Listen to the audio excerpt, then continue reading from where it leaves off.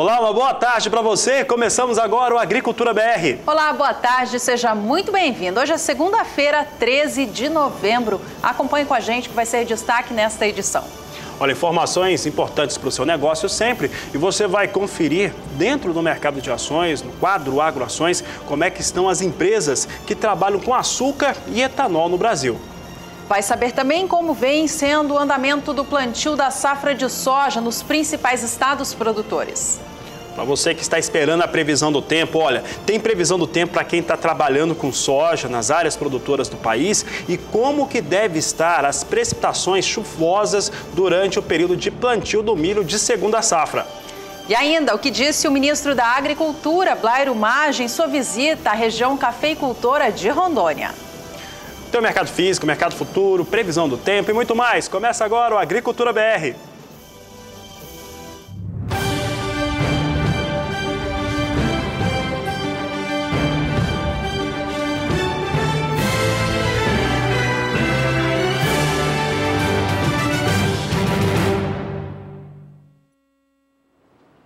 O Conselho Nacional de Política Energética aprovou na última semana a antecipação do prazo final para o aumento do uso do biodiesel no diesel comum utilizado no Brasil. Até o momento, 8% do diesel comum é composto de biodiesel, ou seja, aquele biocombustível extraído de fontes renováveis, como óleo de soja, óleo de girassol e outros produtos. 8% é o que acontece atualmente. A lei determina que esse uso seja ampliado para 10% até a data do dia 1º de março de 2019. Na semana passada, esse Conselho Nacional antecipou esse prazo. E ao longo desta edição, a gente fala qual nova data limite é essa. Na última semana, aconteceram divulgações importantes em torno da agricultura, da agropecuária brasileira e internacional.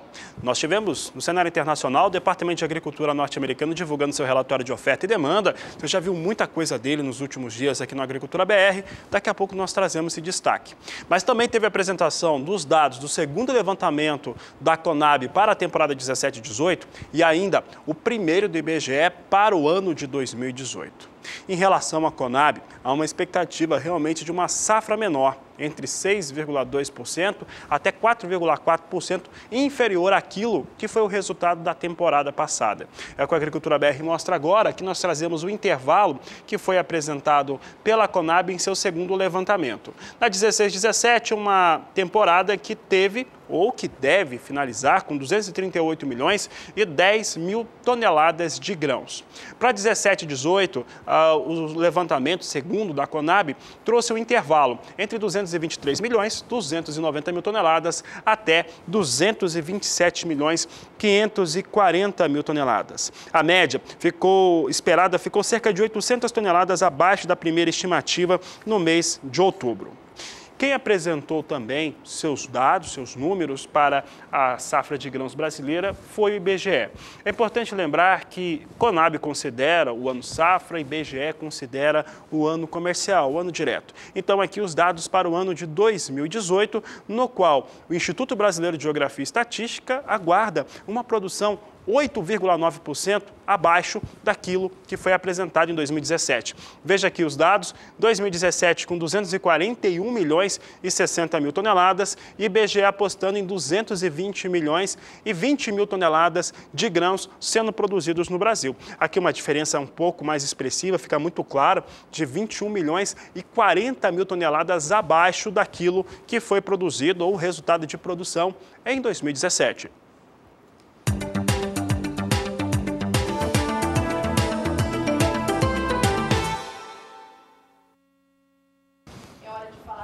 Hoje sobre como anda o plantio da safra 17-18 pelo Brasil. As recentes chuvas que atingiram a região produtora do Centro-Oeste permitiram o avanço da das atividades de semeadura no campo. Mato Grosso do Sul e até Goiás, que estavam com as atividades bastante atrasadas, puderam nas últimas semanas tirar este atraso e avançar bastante com o plantio no campo. O estado do Mato Grosso teve um avanço de 15 pontos percentuais na última semana, de acordo com o que mostrou para a gente o IMEA, o Instituto Mato Grossense de Economia Agropecuária. O atraso ainda existe em relação ao ritmo visto no ano passado, mas ele cai para menos de 10 pontos percentuais. Veja comigo na tela. A área plantada com soja no Mato Grosso saiu de 64,8% no dia 3 de novembro para 79,7% no dia 10 deste mês de novembro. Ritmo então, segue atrasado em relação ao visto no ano passado, mas ele diminui, está cerca de 10 pontos percentuais apenas atrás. Por aqui, o Agricultura BR agora fala a respeito do plantio no estado de Mato Grosso do Sul. Os dados são da Associação dos Produtores de Soja e Milho do estado, a ProSoja MS, parceira aqui do Canal do Boi, e aponta como é que vem esse cultivo até 1º de novembro. É importante lembrar que as chuvas vieram a precipitação chuvosa veio com uma determinação melhor e isso ajudou a ter um desenvolvimento. Teve um crescimento no desenvolvimento mais intenso nas últimas semanas no estado. Aqui nós trazemos aqui, o pessoal jogou aqui o estado do Mato Grosso. Vou pedir para voltar aqui para o estúdio. Nós estamos falando do Mato Grosso do Sul. Estado de Mato Grosso do Sul, que até o último dia 1º de novembro teve esse avanço mais intenso. Agora sim nós temos Mato Grosso do Sul em tela. A fonte aqui é a ProSoja MS. E aqui nós vamos trazer que o Mato Grosso do Sul conseguiu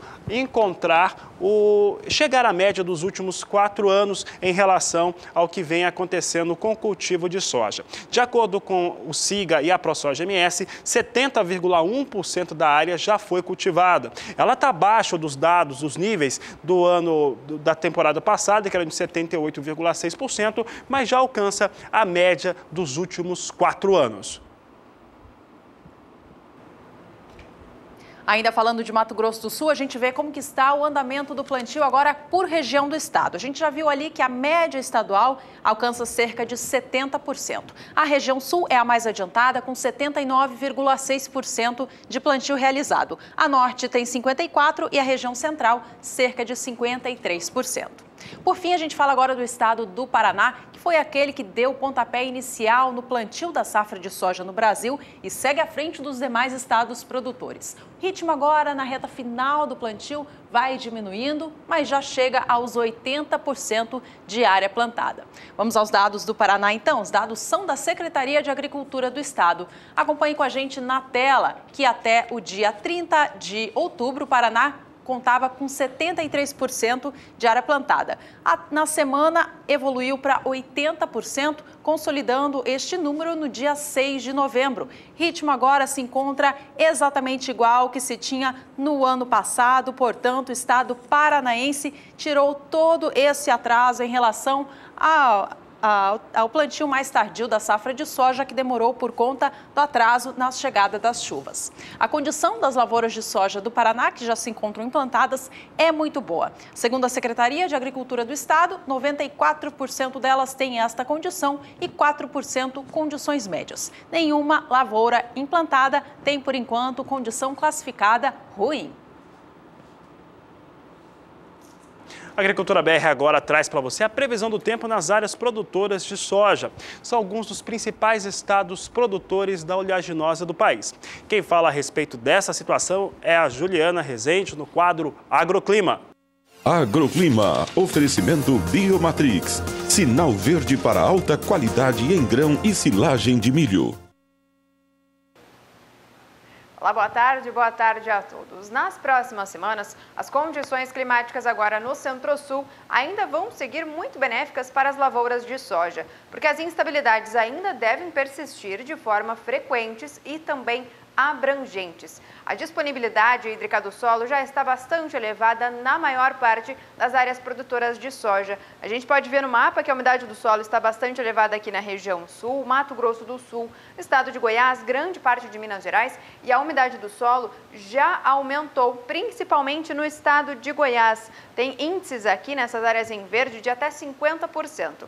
Nos próximos dias, uma frente fria agora avança em direção à costa do sudeste, mas já segue bastante afastada em direção ao oceano. Essa frente fria, ela vai provocar chuvas mais expressivas aqui nas áreas mais no norte da região sudeste, como no norte do Espírito Santo, Minas Gerais, Goiás. E essa frente ainda vai conseguir organizar instabilidades que vão se espalhar aqui, grande parte do norte do Mato Grosso, norte de Goiás também. Agora o tempo seco vai predominar, porque na retaguarda dessa frente, uma massa de ar mais seco vai predominar em grande parte aqui da região sudeste, estado de São Paulo, Minas Gerais e grande parte aqui das áreas mais ao sul do Mato Grosso e de Goiás. Só que esse tempo seco não vai durar muito, porque a partir dos próximos dias, novas áreas de instabilidades vão voltar a avançar pelo sul do Brasil. Então, agora no decorrer já desta semana, vai voltar a chover na região sul, principalmente aqui entre o norte do Rio Grande do Sul, Santa Catarina e a faixa oeste do estado do Paraná. E vai chover forte, porque os volumes de água são elevados, em torno de 70 milímetros. E no decorrer da próxima semana, aí essas instabilidades vão seguir abrangentes na maior parte do centro-sul, porque vai ocorrer a atuação de um canal de umidade aqui entre o sudeste e centro-oeste. Na região sul, as instabilidades vão voltar a perder intensidade. Então, quer dizer que essa chuva mais forte da região sul agora, no decorrer desta semana, não vai durar muito tempo, porque a partir da próxima semana, essas instabilidades perdem força, o tempo vai voltar a ficar um pouco mais seco e as chuvas mais fortes seguem entre o centro-oeste e também o sudeste. Previsão de acumulados de até 70 milímetros no estado de São Paulo, principalmente no norte e também na faixa leste paulista. Já no decorrer do terceiro período, pouca coisa vai mudar no centro-sul do Brasil, porque esse canal de umidade ainda vai seguir atuando aqui entre a região centro-oeste e sudeste. Na região sul é que as instabilidades vão conseguir se espalhar novamente. Então vai voltar a ter chuva no sul do Brasil e de forma bastante abrangente vai seguir chovendo tanto no centro-oeste como também na região sudeste até o dia 28 de novembro. Então, no decorrer das próximas semanas, essas instabilidades frequentes e abrangentes no centro-sul seguem muito benéficas para as lavouras de soja e também garantem um bom desenvolvimento agora para as lavouras que acabaram de ser plantadas. Daqui a pouco eu volto com mais previsão do tempo. Até mais, Juliana. Por aqui a gente fala sobre os preços da soja no Brasil. Agora destacando os valores nos portos do país. Porto de Paranaguá, nos últimos 15 dias, aumentou em 50 centavos o valor pago por cada saca do grão. Vamos acompanhar então o que houve nos últimos dias por lá. Porto de Paranaguá registrando elevação de 0,6%. Sai de R$ 73,00 a saca no dia 30 de outubro, vai para R$ 74,50 no dia 3 de novembro. Este valor recua para R$ 73,50 no dia 6 e volta para a marca dos R$ 74 no dia 9. Nesta segunda-feira, 13 de novembro, cotação retorna aos R$ 73,50. Apesar do sobe e desce, ainda assim, pouquinho maior em relação a 15 dias atrás. Essa oscilação da moeda norte-americana no Brasil é a que tem feito também o valor da soja aqui no país mudar para cima e para baixo, não é isso, Fabiano? É isso sim. Juliana, vamos saber agora como é que vem os negócios no Porto de Santos. É importante lembrar que é o maior embarcador da oleaginose do país. Por lá, a movimentação de 15 dias tem alta de 1,3%. É o que nós vamos conferir aqui no Agricultura BR. No dia 30 de outubro, eram R$ 73,00 a saca de 60 quilos. No dia 3 de novembro, chegava ao maior valor dessa série, R$ 75,00 a saca de 60 quilos. No dia 6, recuava a R$ 73,50. Se recuperou no dia 9 a R$ 74,50 e volta à marca de R$ 74,00 por saca. Ainda assim, ganho de R$ 1,00 por saca de 60 quilos ou 1,3% nos últimos 30 dias.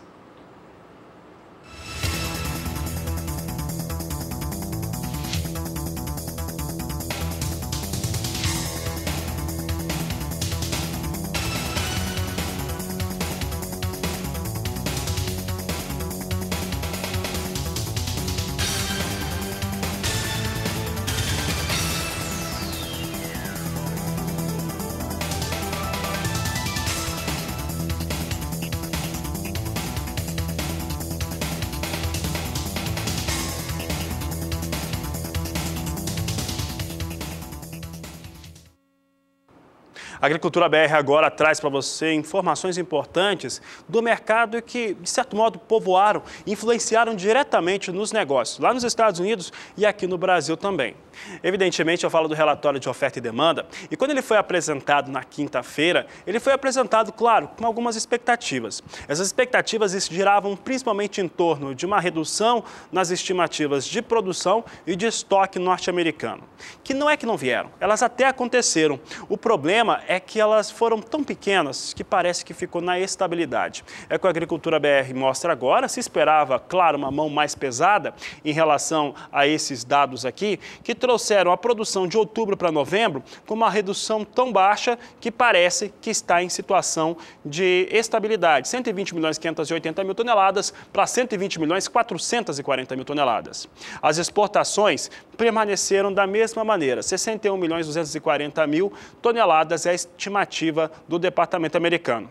De consumo, 56 milhões 510 mil toneladas. E os estoques, como você pode ver, era outra situação que se esperava vir mais baixo. Os estoques em outubro, 11 milhões 720 mil toneladas. Em novembro, 11 milhões 570 mil toneladas de soja. Essas foram as expectativas em relação ao que aconteceu com os dados de soja para os Estados Unidos. Na quinta-feira, assim que esses números foram apresentados, eles trouxeram ali um impacto negativo, porque foi apresentado com o mercado em operação, no meio do expediente, aqui no horário do Brasil, horário oficial de Brasília, foi às 14 horas, logo que foi apresentado, decepcionou, jogou para baixo. Sexta-feira tinha recuperação, hoje mais cedo, soja em Chicago andava para trás, vinha com queda. Vamos saber se soja em Chicago permanece dessa maneira. Temos aqui soja recuando. Observe que só a posição de maio tem o piso de 10 dólares. Novembro a 9,73, com queda de 0,40%. Janeiro, 9 dólares 83 centes o bushel, com recuo agora de 0,37%. Março, 9 dólares 94 centes por bushel, queda de 0,37%. A mesma queda na posição de maio, 10 dólares 3 centes por bushel.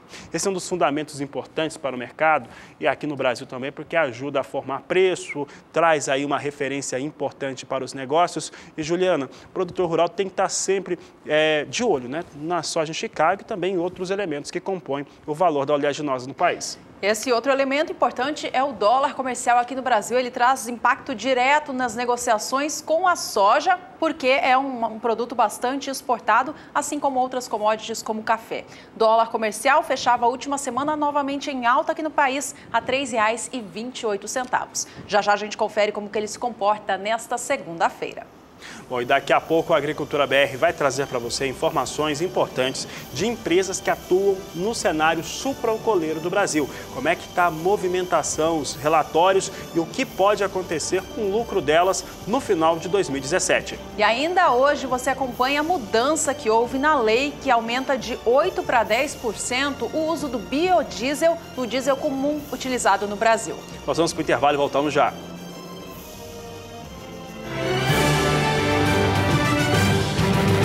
A Agricultura BR de volta sempre para trazer para você informações importantes e também iniciativas interessantes que acontecem em várias partes do país.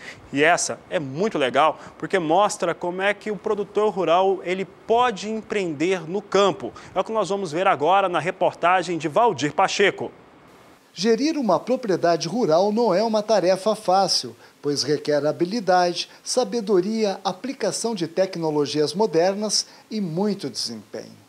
Gerenciamento de pessoas, produção e armazenagem, gestão dos implementos agrícolas e variações climáticas são apenas alguns dos problemas que a ausência de um planejamento estratégico pode agravar. Um dos desafios do gestor do agronegócio é encontrar talentos que possam perpetuar a organização rural e implementar planos de benefícios capazes de fixar funcionários em suas posições. A gestão de pessoas é um dos grandes gargalos do processo de profissionalização do agronegócio. Se for bem feita, impulsiona os negócios. Nós vamos conhecer agora um case de sucesso aqui na Madenorte Agroindustrial. Na Fazenda Trevo, que pertence à Madenorte Agroindustrial, empresa localizada às margens da BR-163 na saída de Sinop, no norte de Mato Grosso, o gerente comercial se preocupa com todas as questões envolvidas na propriedade e que possa afetar o desempenho da produção. E tudo começa antes do plantio, na escolha das variedades de materiais que serão plantadas na safra, obedecendo assim diversos fatores. Reunimos-nos, eu, Fábio e Jean, para definirmos os materiais que serão plantados na safra. Os principais fatores são variedades, hoje a gente procura material precoce, resistente e produtivo. Após a definição destes materiais, alguns com certa resistência, tolerância ao estresse hídrico, outros com características de aguentar a chuva na época da colheita. Então há todo um organograma, todo um posicionamento dentro da propriedade, cada material, sua época de plantio e a posição geográfica que ela é colocada em qual talhão na propriedade rural.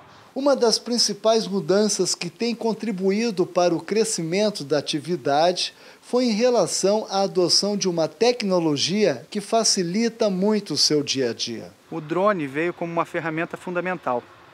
Com ele, a gente consegue hoje ter uma precisão maior em identificar os pontos que têm maior pressão de nematóide, algumas falhas de plantio, onde nós podemos corrigir nos talhões posteriores. Também, no início das chuvas, elas são muito irregulares. A gente consegue identificar alguma mancha de um talhão onde pegou, vamos dizer assim, onde choveu menos. E nós conseguimos corrigir pontualmente naquele ponto onde teve menos volume pluviométrico. É totalmente diferente você olhar, ter a visão periférica, olhar de cima, do que olhar no horizonte. O horizonte ele acaba te enganando. Existe também uma outra tecnologia de fundamental importância e que está presente em diversos equipamentos. A premissa básica para a gente é que os equipamentos-chave, os pulverizadores e plantadeiras, eles sejam equipados com sistema de GPS. E os de última geração. Os nossos equipamentos, hoje, eles têm um grau de, vamos dizer assim, de desvio de 2 centímetros apenas. Então, o operador, o único trabalho dele hoje é fazer a manobra, é virar o trator e colocar ele no eixo novamente. A partir dali, o equipamento, vamos dizer assim, segue o seu curso sozinho. Um gestor rural eficiente depende, em grande parte, do controle. A gestão torna-se mais prática com o auxílio de uma ferramenta tecnológica indispensável. Hoje, para nós, o software é de extrema importância. Para você ter os números de custo de produção, principalmente, ali acompanhados em tempo real. Então nós temos toda a parte de gestão que, vamos dizer assim, ela só funciona mesmo com esse software.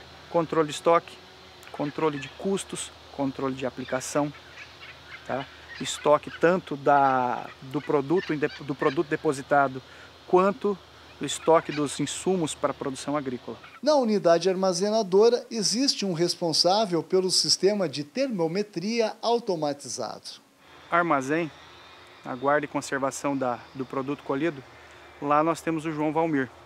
Ele é a figura-chave responsável pela guarda e conservação. Ele é totalmente automatizado. Nós temos uma estação meteorológica que mede em tempo real a incidência ou não de chuva, umidade relativa do ar e temperatura ambiente.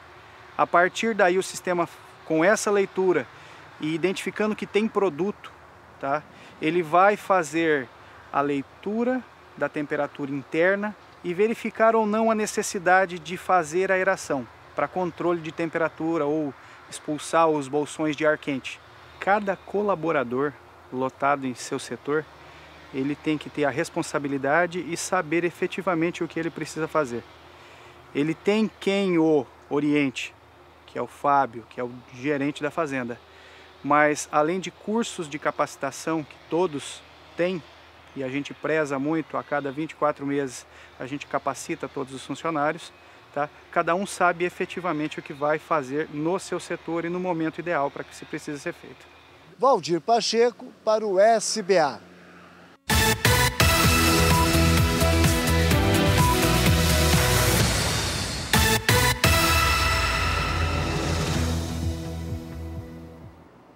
A Agricultura BR agora fala a respeito do preço do milho nos últimos 30 dias. O destaque começa pela região sul do Brasil, por Santa Catarina. E por lá tem elevação nesse período considerado. Santa Catarina é um grande estado consumidor, tem as cadeias produtivas da carne de frango, da carne suína, e isso garante aqui uma elevação, um consumo muito alto dentro desse estado. No dia 13 de outubro, o valor era de R$ 29,50 a saca. No dia 26, chegava a R$ 30 a saca de 60 quilos.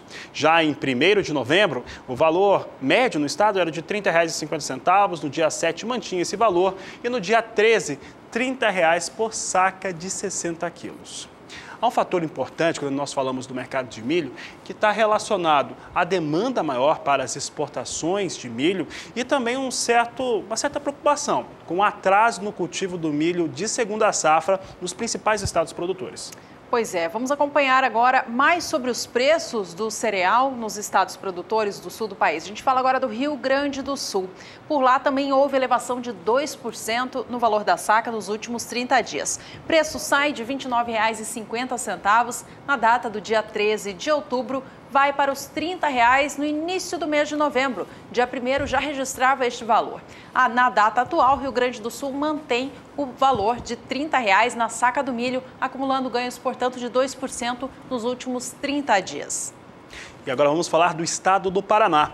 O estado do Paraná é o segundo maior produtor de milho do país e tem uma produção relevante em primeira safra também, apesar de estar concentrada quase toda no segundo momento, na segunda safra. Vamos saber como é que vem os últimos 30 dias, porque a alta lá é de 4% no valor da saca de 60 quilos. No dia 13 de outubro eram R$ 25,50, no dia 29 alcançava 26, no dia 6 de novembro mantinha esse preço, 10 de novembro R$ 26,50, dia 13 R$ 26,50 a saca de 60 quilos. É o valor praticado na média no estado do Paraná, alta de 4% no período considerado.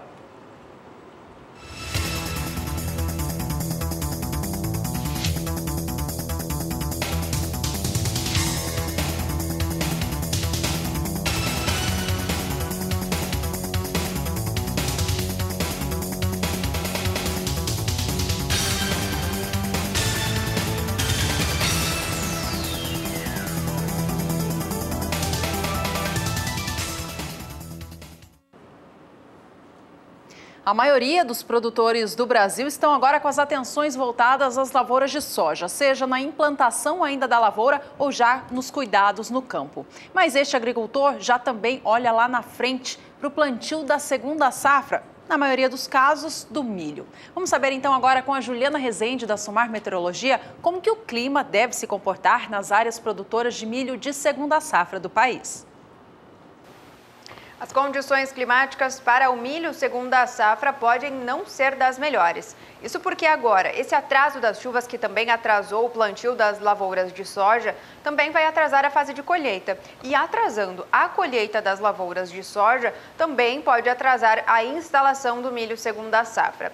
Outro ponto também que pode não ser muito benéfico agora no decorrer dos próximos períodos é que o mês de fevereiro vai ser de pancadas de chuvas bastante expressivas aqui em grande parte do centro-sul. Isso pode ainda acabar prejudicando principalmente a fase de colheita das lavouras de soja. Essas chuvas ainda vão persistir principalmente no decorrer do mês de março também. Então essas pancadas de chuvas ainda bastante expressivas, tanto em fevereiro como também em março, podem representar riscos, tanto para a colheita das lavouras de soja, como também para a instalação das lavouras de milho segunda safra. Já em abril, a condição vai ser bastante diferente. A chuva agora já deve acabar perdendo bastante intensidade aqui nessas partes do centro-sul do Brasil. Justamente nessa fase é que as lavouras de milho segunda safra acabam necessitando de mais pancadas de chuva para garantir um bom desenvolvimento.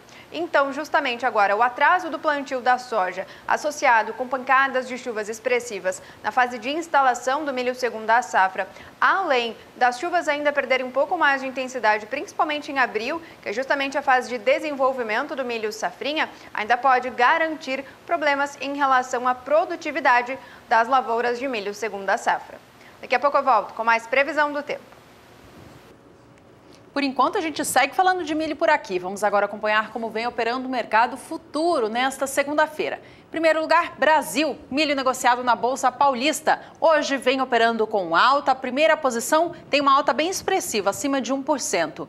Cada saca de 60 quilos para entrega neste mês de novembro vem cotada agora na Bolsa de São Paulo a R$ 32,31. Esta posição é a que tem o maior volume de contratos negociados, são 2.070, e por isso é a que traz alguma referência ao mercado nacional. Posição de janeiro do ano que vem opera agora R$ 33,15 a saca, alta de 0,91%. E hoje também são registrados negócios para o milho, para entrega em março. R$ 33,90 é o valor dos negócios de agora. Alta para essa posição em relação ao último fechamento, 0,30%. Juliana, vamos saber agora do mercado norte-americano. Esse mercado ele é importante porque ele baliza os preços internacionais do milho e ajuda, traz uma influência aqui, claro, aqui no Brasil não é tanto quanto a soja, mas o milho em Chicago também faz diferença. Por lá tem recuo, os números para o milho do último relatório de oferta e demanda de quinta-feira não são positivos e isso tem ajudado a jogar o milho ainda mais para baixo. Posição de dezembro vem a $3,42 o bushel, queda de 0,29%. Março, $3,54 o bushel, queda de 0,56%. Maio, $3,63, recuo de 0,61%. Julho, com queda de 0,60% a $3,70 mais 75 por bushel. Lembrando que hoje, mais tarde, às 17 horas no horário de Brasília, nós teremos a divulgação do relatório de acompanhamento de lavouras do Departamento de Agricultura norte-americano.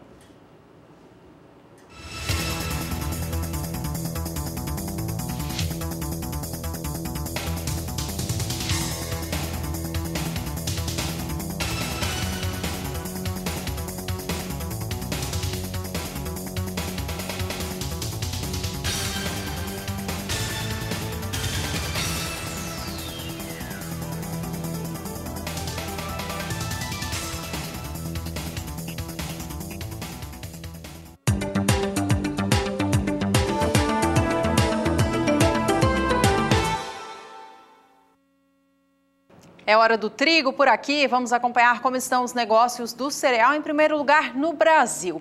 Olha, o setor triticultor do país vem vivendo momentos bastante difíceis. Clima foi totalmente desfavorável à safra deste ano e o mercado também não ajuda. Cotação atual do cereal vem abaixo do custo de produção, muita situação difícil também para o bolso do produtor. Vamos acompanhar como foi a última semana, então, para o mercado do trigo no Paraná e no Rio Grande do Sul. No estado paranaense, a semana encerrou com a tonelada do trigo tipo pão ou melhorador, cotado a R$ 639,40. Ainda assim, os valores do trigo no estado do Paraná vêm registrando ganhos. Mês de novembro tem alta de 2,27%. Essa alta acontece devido à safra de menor tamanho do que se acreditava no início do ciclo. Clima desfavorável derrubou a produtividade média dos campos e também baixou a qualidade do cereal. Essa situação da qualidade mais baixa vista com ainda mais expressão no Rio Grande do Sul. Qualidade, às vezes, não chega a ir para a indústria e muito do trigo colhido no estado gaúcho tem sido destinado à ração animal. Vamos acompanhar como que foi o mercado gaúcho, então, para o trigo tipo brando na última semana. Ele fechou com valores a R$ 563,41, registrando baixa em relação à data anterior, no dia 9. O acumulado do mês de novembro para o estado gaúcho é de queda. Queda é de 0,90%. Bom, a gente segue falando de trigo por aqui. Vamos agora acompanhar mais destaques, mas sobre o cenário internacional. Isso porque na última quinta-feira foi divulgado o novo relatório de oferta e demanda mundial de grãos pelo Departamento de Agricultura dos Estados Unidos. E houve mudança para o cenário do trigo, né? Exatamente. O problema das mudanças do cenário do trigo, Juliana, é que elas normalmente não acabam sendo muito boas para o produtor rural, seja aqui ou seja nos Estados Unidos, no Canadá. O fato é que há uma redução internacional entre uma temporada e outra, mas os níveis ainda são muito altos de produção de trigo e estoques muito elevados, o que mexe com o preço internacional. Vamos ver aqui como é que está esse quadro de oferta e demanda. Aqui é o cenário Internacional do Trigo e faz um comparativo entre a produção da 16/17 com a 17/18. Fica muito claro que há uma queda, essa queda é de quase 2 milhões de toneladas, com a produção agora sendo estimada para a temporada em 751.980.000 toneladas. O problema é que se cai quase 2 milhões de toneladas a produção, as exportações elas caem mais de 2 milhões. Cai 2.200.000 toneladas as exportações estimadas para todo o mundo, com 180.680.000 toneladas. Qual que é o resultado disso? Por que o cenário com trigo tende a ser deteriorado? Estoques internacionais muito altos. O estoque de passagem da 16/17, ele encerra com 255.610.000 toneladas, de acordo com o Departamento de Agricultura norte-americano. Enquanto que os estoques finais da 17/18 devem subir e subir muito, quase 12 milhões de toneladas, 267.530.000 toneladas. E ali não tem dúvida, quando você tem estoques mais altos, o preço é mais baixo. A situação para os Estados Unidos, em especial, mudou também.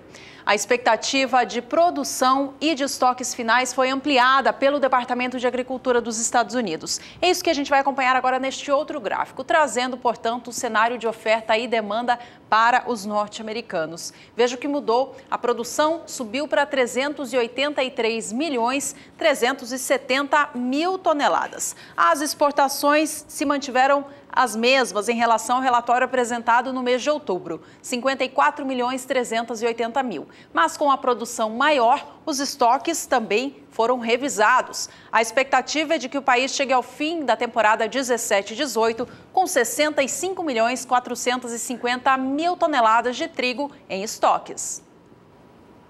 E a Agricultura BR destaca agora como é que vem o cenário do trigo negociado na Bolsa de Chicago. Vamos saber como é que vem esse mercado. É um mercado que vem impactado, evidentemente, com esses estoques internacionais maiores e a situação norte-americana que não é das melhores. Vamos saber como é que vem trigo negociado em Chicago. Cenário, quando nós abrimos essa tela de trigo aqui, normalmente é baixista. Posição de dezembro, 1,91% a $4,23 o bushel. Março, $4,41 por bushel, com queda de 1,72%. Maio, $4,53 por bushel, negócios com queda de 1,5%. Julho também perde bastante, com 1,42% a $4,66 mais 25 por bushel.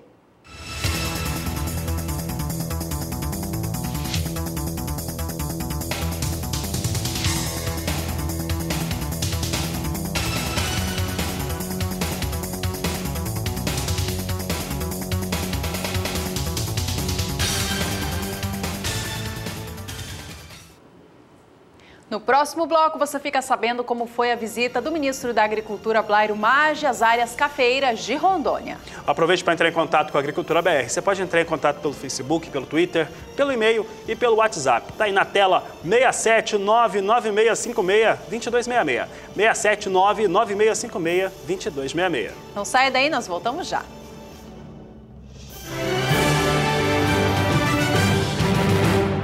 A Agricultura BR de volta. Por aqui a gente fala agora sobre café e, em primeiro lugar, sobre o clima, grande fator que determina o tamanho da safra do grão.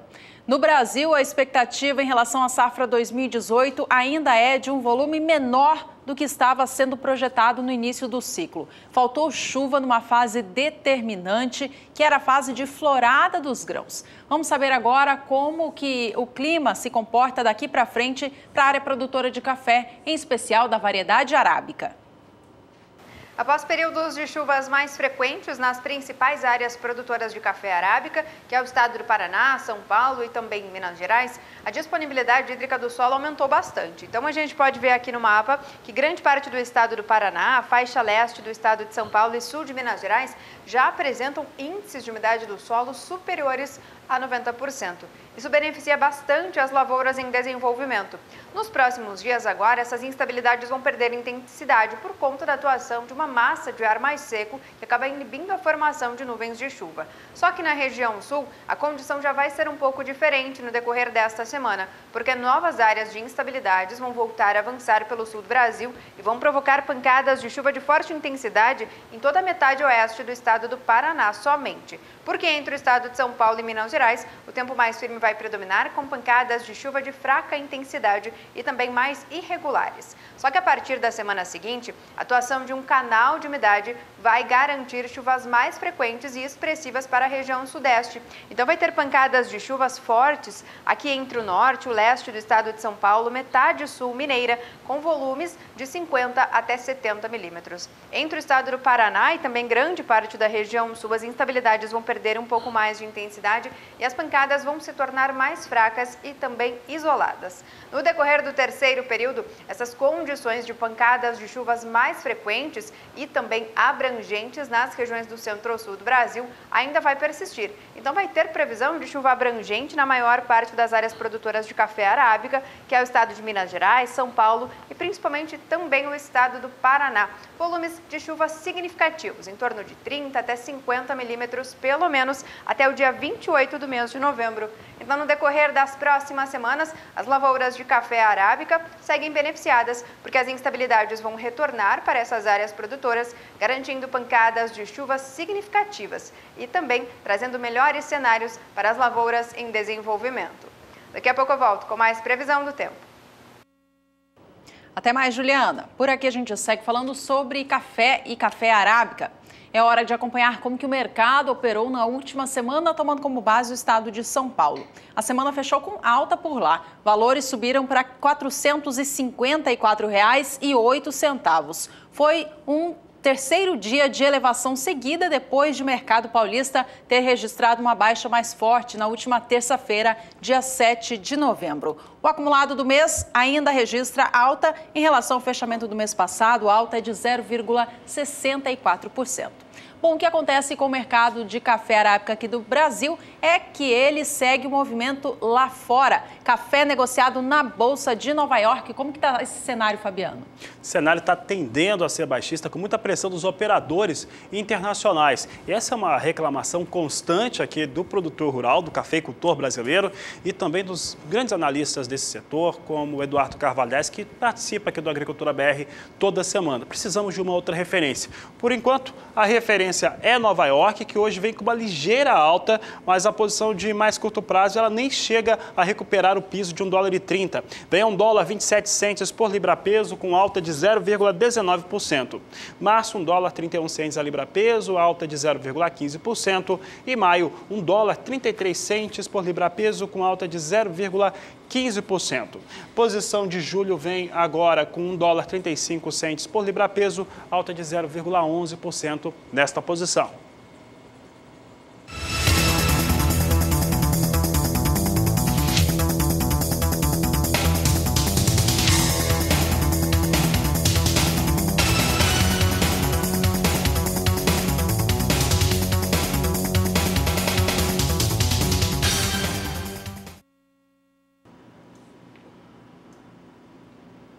O ministro da Agricultura, Blairo Maggi, esteve em Rondônia na última sexta-feira para conhecer de perto o potencial do estado na produção de café. Blairo Maggi visitou áreas produtoras do município de Alta Floresta e participou de um ciclo de debate sobre o assunto. Ele disse que o café conilon é uma cultura que cai muito bem em Rondônia e que a Embrapa possui estudos fantásticos sobre a produtividade, que na região pode alcançar de 200 até 200 sacas por hectare. O ministro disse ainda que é provável que a indústria cafeeira passe a se instalar também no estado de Rondônia, visto essa produção que só cresce e ganha destaque nacional e também internacional. Sobre a cafeicultura do estado, o ministro ainda afirmou: há um futuro gigante pela frente. Vamos saber agora como é que vem os negócios para a referência do conilon aqui no Brasil. O café robusta negociado na Bolsa de Londres é o que a Agricultura BR destaca agora, trazendo hoje movimento de alta por lá. Posição de novembro com alta de 0,37%, $1.872 a tonelada. Janeiro, $1.822 a tonelada, a alta é de 0,33%. Março, $1.803 por tonelada, elevação de 0,27%. E maio, $1.808 a tonelada, com alta de 0,22%.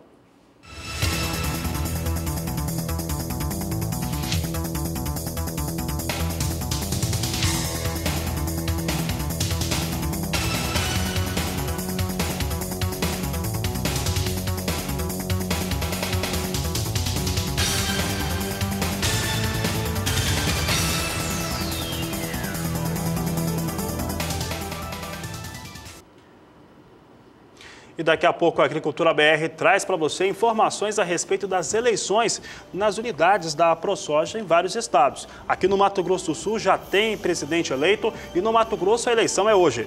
Você confere ainda nesta edição os últimos destaques do setor de hortifruti do país. Nós voltamos já.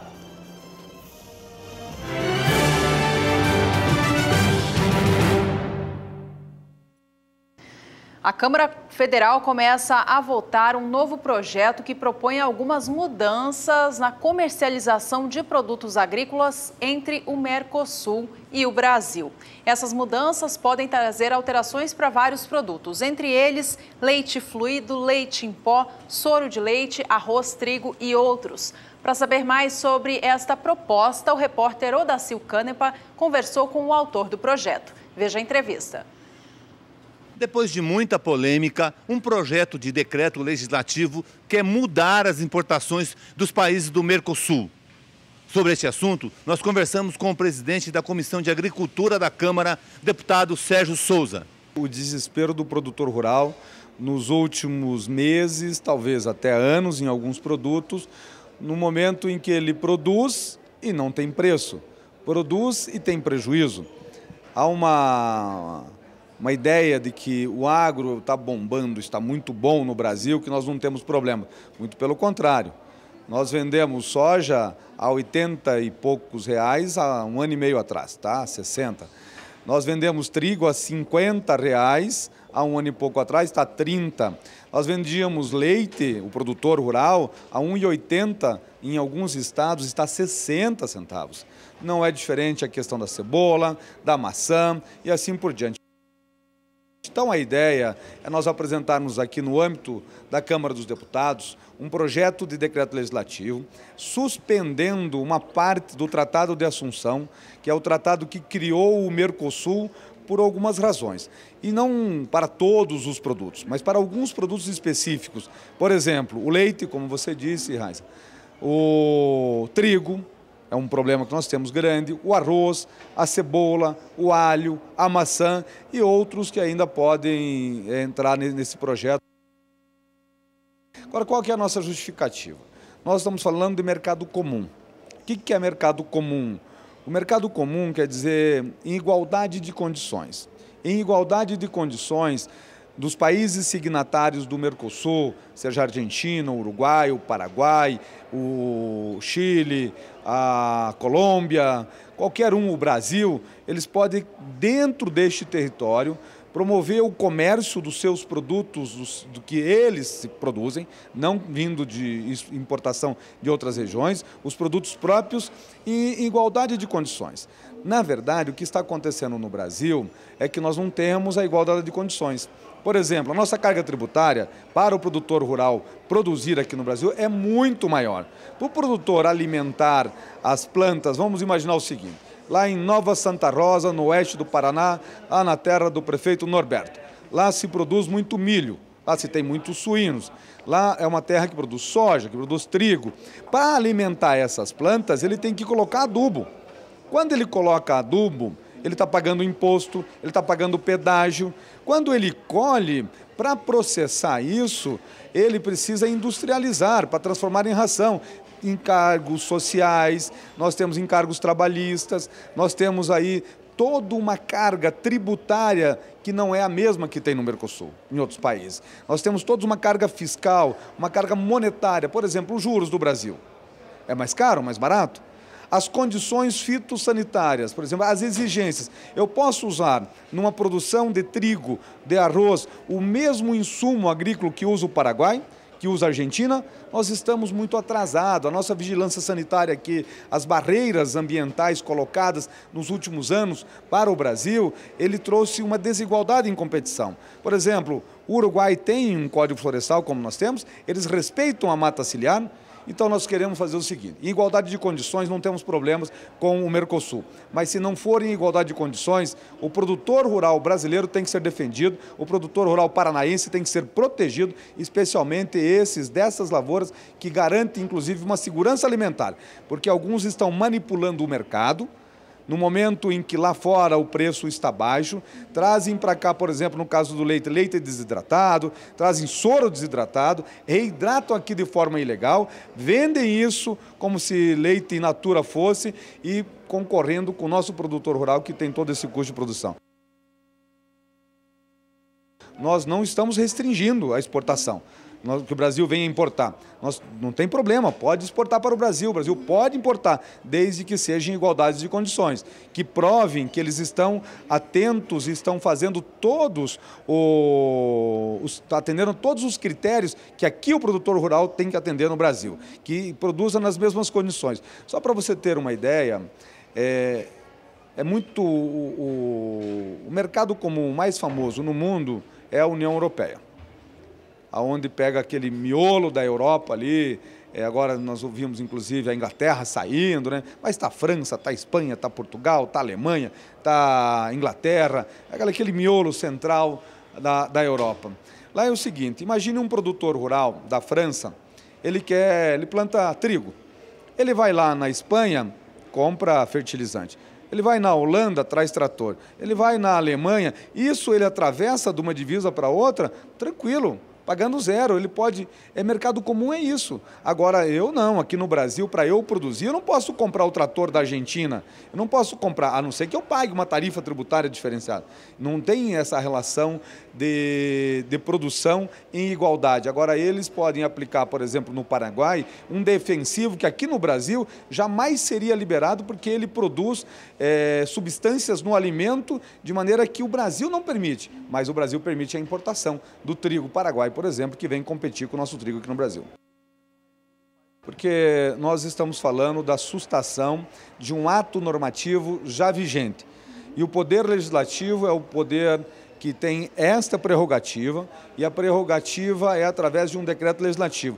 E a prerrogativa do Congresso, ele nasce e termina dentro do Congresso Nacional. Odacil Canepa para o SBA.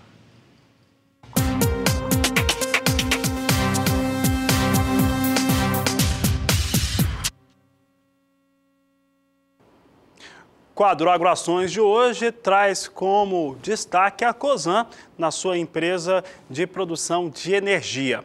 E traz a previsão da própria empresa em relação ao que deve ser o lucro antes dos juros, amortização e outros fatores que acabam implicando sobre a lucratividade, o chamado EBITDA. E nós vamos mostrar agora qual foi a referência que foi divulgada pela Cosan na sexta-feira, depois do fechamento do mercado. O lucro da Cosan, previsão de EBITDA, antes de juros, impostos, depreciação e amortização, deve ficar entre 4 bilhões 750 milhões de reais até 5 bilhões 250 milhões de reais. Caso o resultado seja alcançado, ele representa uma alta de 5,5%, que pode ser de 5,5% até 16,6%, de acordo com os dados apresentados nesta última sexta-feira. Acompanhe conosco a situação agora de receita líquida, chamado Proforma, que deve ficar entre 45 bilhões e 48 bilhões de reais. Ano passado, 2016, esse lucro pro forma ficou em 47 bilhões de reais, de acordo com os dados apresentados pela Cosan. Cosan que tem tido um desempenho mais brando nos últimos 30 dias em relação ao valor das suas ações, tem tido queda nesse momento.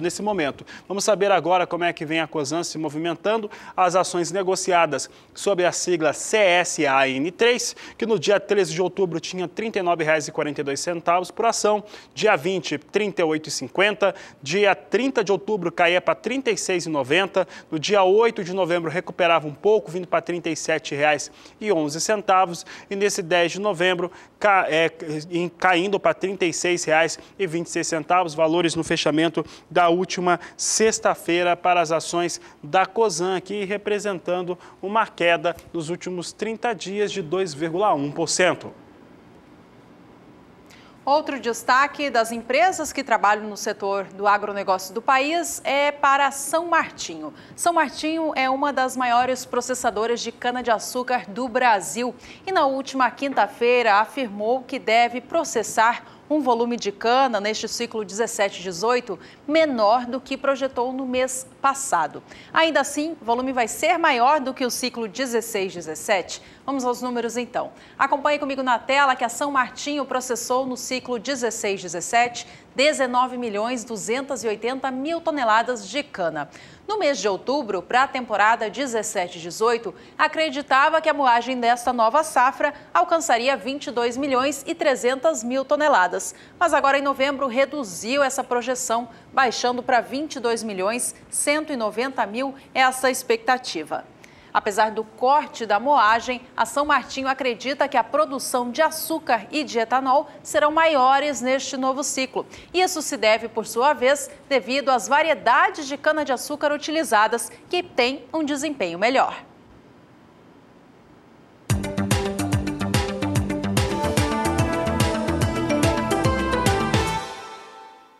As alfaces apresentaram valorização nas regiões de Ibiúna e Mogi das Cruzes, São Paulo.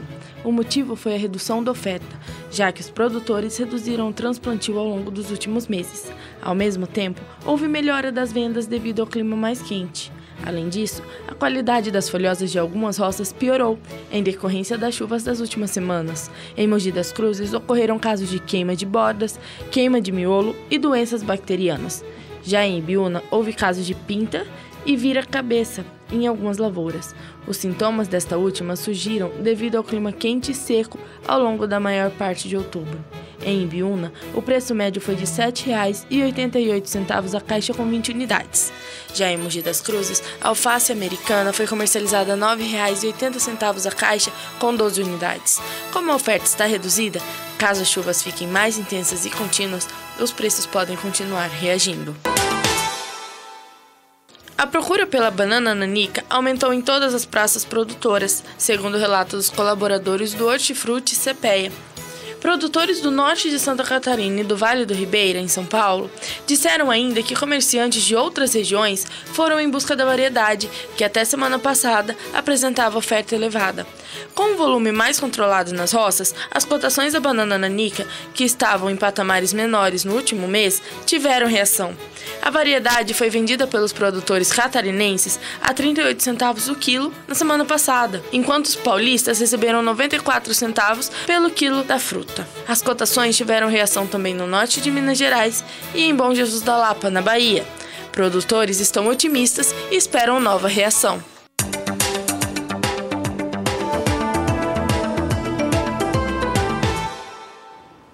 E no próximo bloco tem mais previsão do tempo. Desta vez vai ser dentro do quadro Agricultura BR Responde, para o estado do Ceará. E tem as últimas notícias desta edição do Agricultura BR. Não saia daí, voltamos já.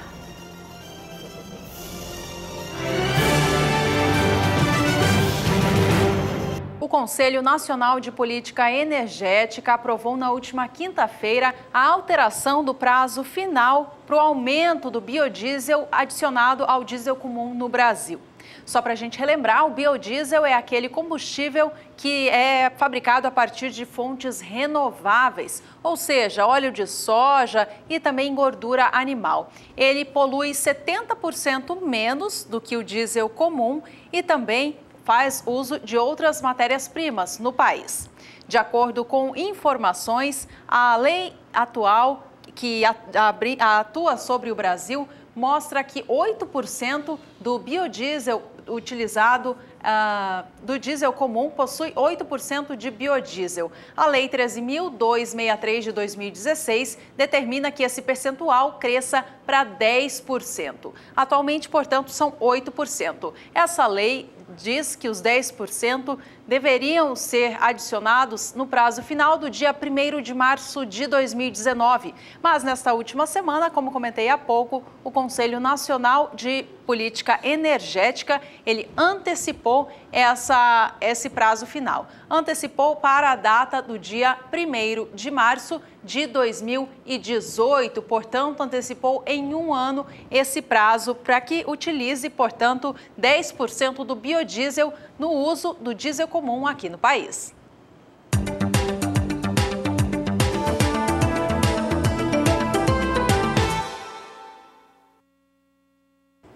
O Agricultura BR agora fala sobre as eleições na ProSoja em 2 estados. Aqui no Mato Grosso do Sul, na última semana, foi eleito Juliano Schemaidec por unanimidade, chapa única na ProSoja MS. Ele assume o biênio 2018-2019 no lugar de Cristiano Bortolotto. O Juliano, ele é produtor rural há mais de 20 anos no município de Maracaju e foi presidente do Sindicato Rural desse município, no interior do Mato Grosso do Sul, no biênio de 2015 até 2017. A votação para o novo presidente da ProSoja do estado do Mato Grosso acontece nesta segunda-feira, dia 13 de novembro. E ela segue até às 17 horas neste dia. A votação acontece em 23 núcleos do estado, onde a Associação dos Produtores de Soja e Milho tem atuação. A eleição está entre 2 chapas. A chapa 1, composta por Antônio Galvão, e a chapa 2, por Elson Pozzoboni. Os associados com cadastro atualizado na ProSoja do estado, basta se dirigir até alguma dessas unidades para fazer a votação. Tem que levar um documento com foto e se apresentar até às 17 horas. E assim que essa eleição tiver finalização, nós vamos ter a entrevista. Nós temos a nossa equipe de reportagem, Valdir Pacheco está de olho nos candidatos e vamos trazer aí o nome e também uma entrevista com o novo presidente da ProSoja do Mato Grosso, que vai assumir no próximo ano.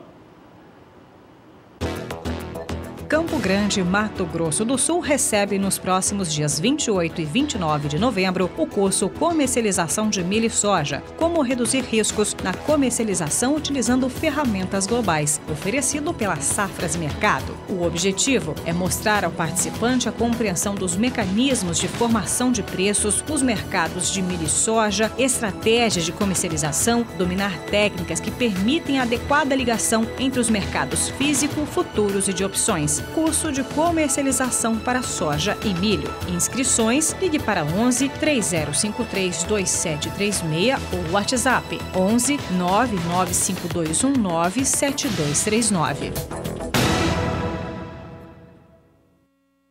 Tá aí um curso bem legal, Juliana, vai acontecer em Campo Grande, realização das Safras e Mercado. Você que tem interesse, está na hora de você fazer a sua inscrição, entre em contato, que vale muito a pena. Por aqui nós vamos mostrar como é que está a soja sendo negociada em Chicago, é o que nós trazemos aqui no Agricultura BR. Soja que estava no negativo, agora vem para a estabilidade, já é uma situação melhor. Posição de novembro a 9 dólares 77 cents o bushel, estável com alta de 0,02%. Janeiro, 9 dólares 87 cents o bushel, também na mesma situação de estabilidade. Março a 9 dólares 98 cents o bushel e maio 10 dólares 7 cents o bushel. Nós temos agora negócios aí com viés de alta agora, mas ainda muito próximo à estabilidade. Vamos agora acompanhar o dólar aqui no Brasil, fator determinante para os preços da soja no país. Neste momento, a moeda segue subindo, vem com leve alta de 0,18%, bem parecida com o fechamento da última semana, que também foi na casa dos R$ 3,28. Dólar comercial no país agora é negociado a R$ 3,28 mais 7. Você fique agora com a programação do Canal do Boi, mais notícias do agronegócio nacional e internacional. Você acompanha na terceira edição, às 5h20 da tarde, pelo horário de Brasília.